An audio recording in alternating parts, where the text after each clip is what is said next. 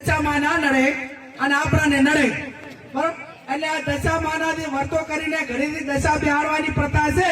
એ કોઈ પણ બેન દીકરીએ દશામાના વર્ત હવે કરવાના નહીં અને જેને દશામાં નડે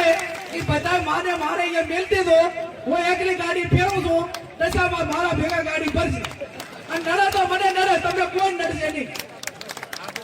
બરોબર ને પછી આ ભુવાનું ને એનું જો ને એ કંટ્રોલ બારું છે પણ મહેરબાની કરીને કોઈ ભુવામાં ફસાતા નહીં તમારું જે કર્મ છે એનું એ છે અગત્યનું છે જેવું કર્મ કરશો એવું ભોગવશો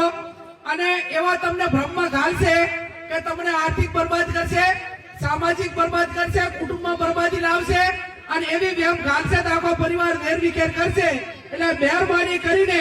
કોઈ પણ પ્રકારનું દખ હોય તો ડોક્ટરને બતાવવું હગાવાલાને બતાવવું એને વાત કરવાની કોઈ પણ હકામાં હોય તો વાત કરવાની 5 જણા મિત્રોને કહેવાનું પણ ચાહે અંધશ્રદ્ધામાં આવવાનું ને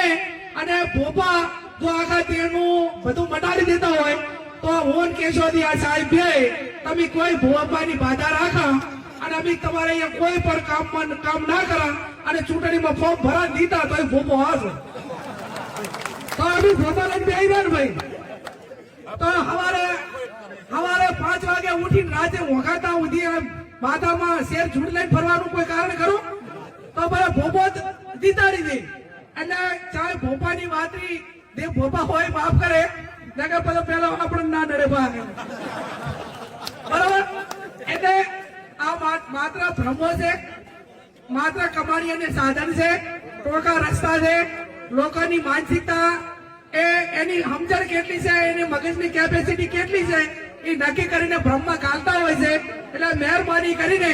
કોઈ પણ પ્રકારની તકલીફ હોય તો જેમાં જે નિષ્ણાત હોય એના કંદાવું